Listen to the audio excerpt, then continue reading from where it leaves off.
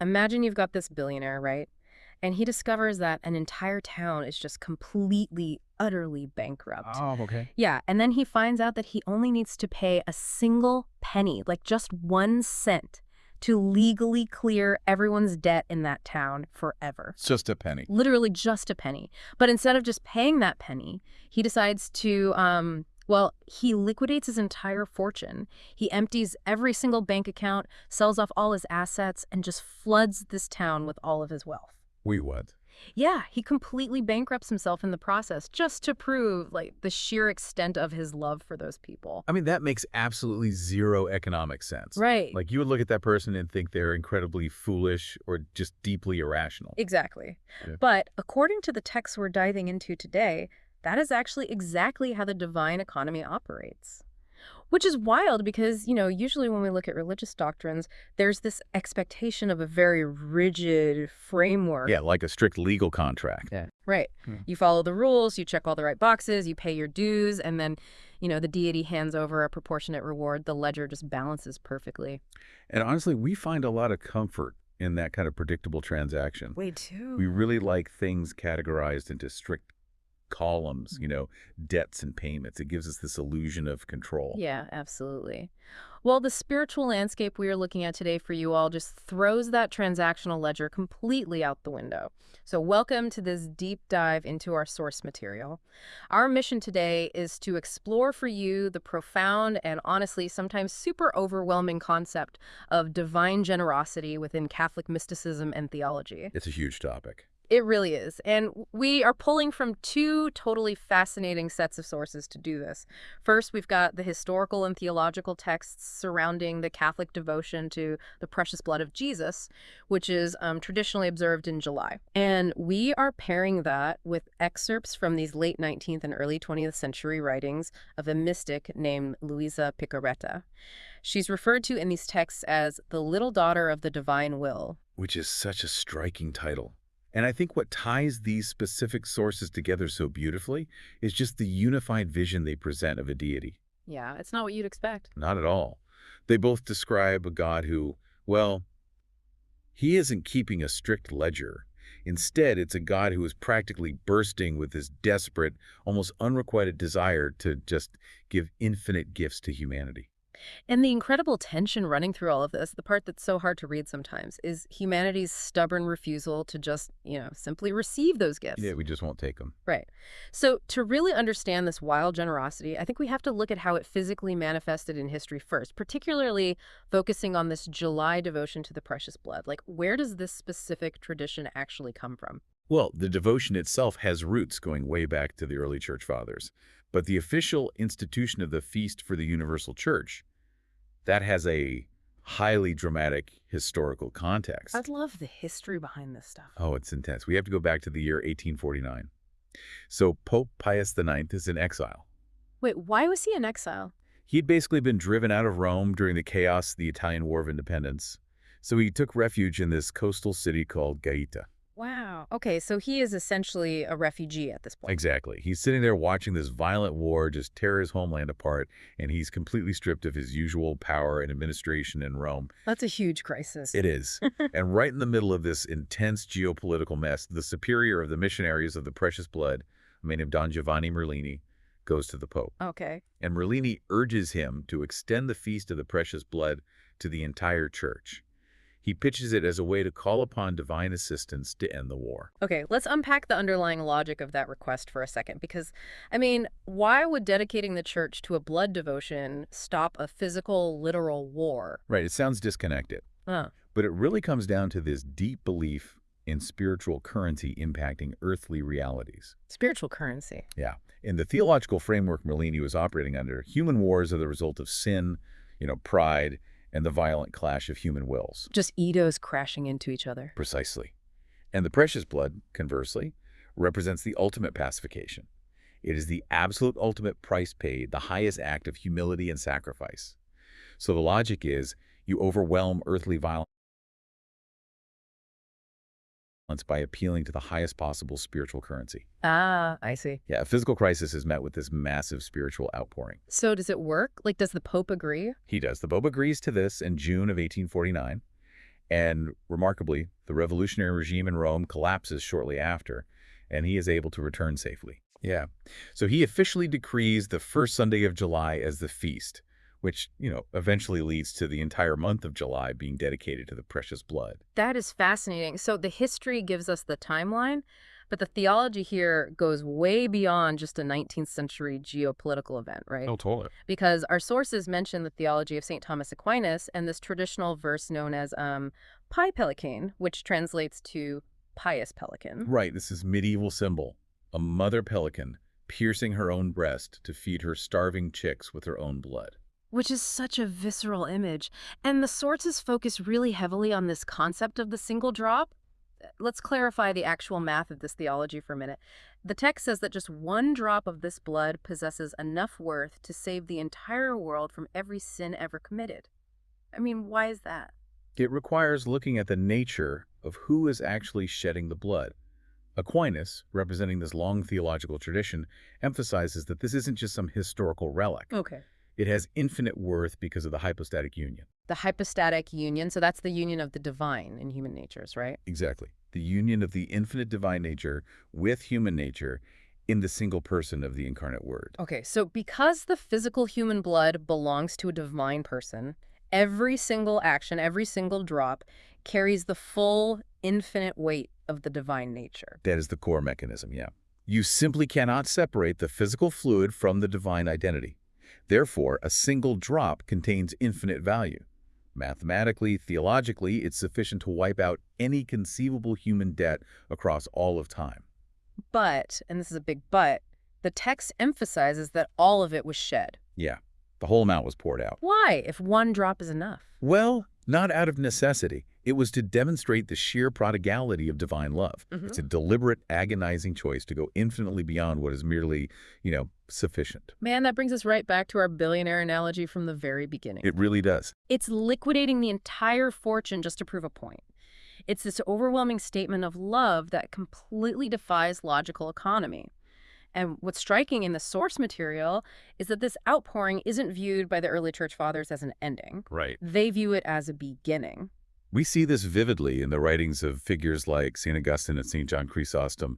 When they look at the crucifixion, they don't just see an execution. They see a birth. Yes.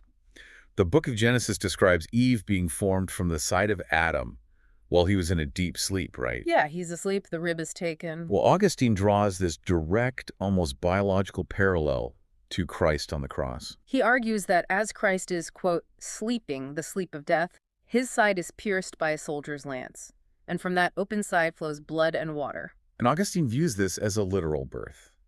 The church, the bride of Christ, is born from the open side of the new Adam. Wow. It elevates the whole concept way beyond basic symbolism. The water represents baptism, and the blood represents the Eucharist. These aren't just rituals for them. They're the lifeblood. Exactly. They are the sacramental lifeblood of the church, birthed directly from this physical outpouring of infinite generosity. Water to cleanse and blood to nourish. The church isn't, a social club formed by followers. It is a living organism drawn from the side of the Creator. So if Calvary and that immense physical outpouring of blood was the price paid in history, what happens the day after? Like, what is the actual inheritance the everyday believer gets to tap into on a random Tuesday? That is a great question. And our second set of sources answers that exact question by shifting from the historical shedding of blood to the mystical concept of the divine will. Ah, right. This is where the writings of Luisa Picaretta really come into play. Yeah, and the language she uses to describe the daily reality of God is intensely vivid. I mean, introduce us to this concept of the divine will, because it paints a picture of God that is radically different from that distant rulemaker we usually imagine. Totally. Picaretta's writings center on the premise that God's primary overarching posture toward humanity is this irresistible force to give. Just constant giving? Yes. God is not depicted as this distant judge sitting on a cloud waiting for us to mess up so he can penalize us. Right. Instead, God is depicted as having this burning, almost agonizing need to share his own life, his joy, and his sanctity with his creatures. The metaphors of frustrated love in these texts are, well, they're wild. There's one where God is described as a ridiculously rich father. Oh, I love this one. Yeah, he has built this massive, opulent mansion. He's prepared endless banquets, bought the absolute finest clothes for his children, and he is literally weeping because his children flat out refuse to accept any of it. They won't even step inside. No, they actively prefer to wander around outside, homeless, starving, and dressed in rags, rather than just accept the gift and step inside the house. We also see the metaphor of a king who desperately wants to make his kingdom happy. He puts 1,000,000 gold coins into circulation, just giving them away freely. But then he goes out into the streets and finds his citizens are still sick, starving, and wearing rags because they only bothered to pick up a few cents. The king bursts into sobs over their ingratitude and their entirely unnecessary suffering. Okay, hold on, because this is where I get a little tripped up. Let's unpack this. We are talking about an all-powerful, omniscient, self-sufficient creator of the universe. Right. But Luis's writing describes God, like you said, bursting into sobs or suffering from isolation. Honestly, that sounds incredibly needy. It does sound that way at first. Yeah, like why would an omnipotent being suffer from isolation? It makes it sound like God is dependent on us to be happy. It is a really profound paradox, and the texts actually address this friction directly. Oh, they do. Yeah, the sources make it fundamentally clear that God's actual being, his essence, is completely untouched by evil and is entirely self-sufficient. God lacks absolutely nothing in and of himself. Okay, so he isn't weak or lacking power. Not at all. But his love requires a recipient. His love requires a recipient. Yeah. We have to look at the philosophical nature of love itself. Love, by its very definition, has to go outward. It must be directed toward an other. A feast is only a feast if there are guests there to actually enjoy the food. Right, otherwise it's just food sitting on a table going bad. Exactly. If a brilliant teacher has vast knowledge but no students to share it with, or a master surgeon has incredible healing skills but zero patients to operate on, there is a deep, profound frustration of their purpose. So it's the frustration of unrequited love. Yes. It's not that the lover is weak, it's that the sheer volume of love they have to give just has nowhere to land. That's it, exactly. The text outlines this so beautifully. It says, to give is generosity, heroism, love to receive is grace. God's will is trying to rush into humanity like a massive, overflowing ocean. Where we stop it. We do. The human will, when it operates alone and independently, forms these tight, impenetrable little fences that block the divine generosity. So the sobbing or the isolation, described by Picaretta, isn't about God lacking power. It is the profound, tragic sorrow of a lover who has infinite transformative good to give.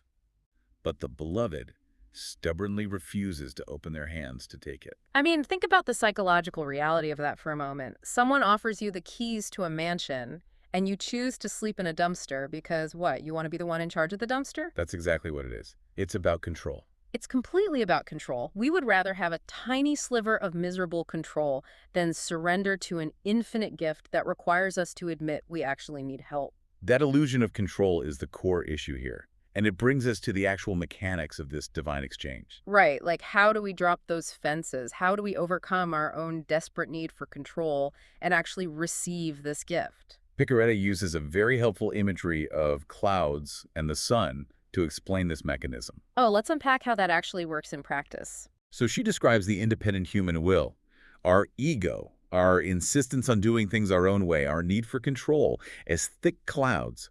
And these clouds actively block the full, vibrant light of the sun, which represents the divine will. And the crucial thing to remember here, I think, is that the sun is always shining. Always. The sun hasn't stopped giving light or heat. The clouds are just intercepting it. The divine generosity hasn't paused for a second. Our ego is just deflecting it. Exactly. When a soul makes the conscious choice to empty itself of its own will, the clouds part. But, we have to look at the friction of emptying oneself. How does a person actually move the clouds? Yeah, because it isn't just about wishing them away. No, it involves a profound surrender, often through prayer, through accepting suffering without resentment, and through a daily, sometimes even hourly, active relinquishing of control. But see, the fear is always that if I completely empty myself, if I give up my will, I'll just disappear. Like I'll become a robot or just get absorbed into nothingness. And the sources offer a really fascinating twist on that exact fear. By receiving the divine will, the soul doesn't disappear. It actually becomes a majestic sun itself. Oh, really? Yeah, radiating heat and light to everyone around it without losing anything of its own unique, created identity. You are not erased by the divine. You are amplified by it. your capacity is expanded. But how do you start that process? Because the sources are very, very clear that God will not force this gift on anyone. Right, he respects free will. The mansion is open, but you are not going to be dragged inside against your will. The text places a massive emphasis on the necessity of asking. It states that knowledge of the divine will acts as the herald of the gift. You simply cannot ask for something you do not know exists. It's like receiving a life-changing package in the mail. I mean, if you don't know it was delivered to your porch, you will never open the front door to bring it inside. It will just sit out there forever. That's a great way to put it. Yeah. And once you know the gift is available, the text says the soul must possess a firmness in asking. Firmness in asking. Yes, this is critical. It is not a one-time passive request. This repeated asking, this continuous deliberate desiring, actually functions as a spiritual workout for the soul. Oh, wow.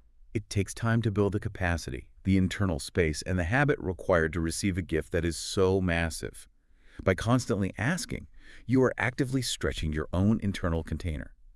You make receiving second nature. You know, it makes me think of the mechanics of breathing. How so? Well, you can't just inhale forever, right? To keep life flowing, to keep the oxygen moving through your bloodstream, you have to exhale. Of course. So in this mystical framework, God breathes out his will, his love, his sanctity into the soul. That is the massive, overwhelming inhale for us. But we can't just hold our breath. The soul has to breathe it right back to him, offering that love back as if it were their own. I love that. It's a continuous dynamic exchange, giving and receiving and giving. It is an intensely active, continuous relationship. You are literally participating in the life of the divine. Right. And if we connect this broader mystical mechanism back to our first source, the devotion to the precious blood, we see this exact same active participation modeled by the saints throughout history. Yes, the source is brought up, St. Catherine of Siena, and her approach perfectly illustrates what it looks like to actively participate rather than just passively observe. St. Catherine is arguably the perfect historical example of this. Her writings are famous for how she discussed the precious blood. She didn't write about it as some abstract theological concept to be studied in a dusty library. No, not at all. She wrote about being completely immersed in it, even using the word inebriated by it. And that is such an intense, visceral, experiential kind of language. I mean, inebriation implies that it completely alters your state of being. You aren't just analyzing it from a distance. It's affecting how you walk, how you talk, how you perceive the entire world. Exactly. For St. Catherine, you don't just sit in the audience and watch the events of Calvary unfold like a spectator at a historical play. You enter directly into the exchange. She talked about taking the keys of the blood and actively participating in the dispensing of that grace to the world. It requires action, it requires deep consent, and it requires profound, courageous reception. You basically become a conduit for the very thing you are receiving. So synthesizing this entire journey for you listening today, whether we are looking at the historical, physical devotion to the precious blood established during a chaotic 19th century war, or the deeply mystical internal writings of Luisa Piccarreta regarding the divine will, the core message striking us from all these sources is identical. It really is. They paint a remarkably unified vision of the spiritual life. The divine is engaged in this relentless, almost aggressive campaign of pure generosity toward humanity. And our ultimate spiritual task isn't necessarily to, build some towering ladder of our own achievements to reach up to God. Wow. The primary task is simply to have the courage, the humility, and the expanded capacity to actually receive what is already being poured out over us. We just have to stop choosing the rags. Yeah. We have to do the hard daily work of moving the clouds of our own ego so the sun can actually hit us. Which brings us to a final thought for you to mull over today as you go about your week. Think about our hyper-modern culture for a second. Yeah. From the moment we are born, we are conditioned to value extreme independence, self-reliance, and just the endless, grueling hustle. Totally. We idolize the idea of being entirely self-made. We celebrate the person who never needed help from anyone. Right. We're taught to never owe anybody anything because in our modern economy, debt is a weakness. Dependency is a terrible flaw. Yeah. But when you look at the spiritual framework we've explored today, it flips that entire cultural narrative completely upside down. It makes you wonder, if a divine being offered you an infinite, completely unearned gift today, absolutely free of charge, would your ego even allow you to accept it?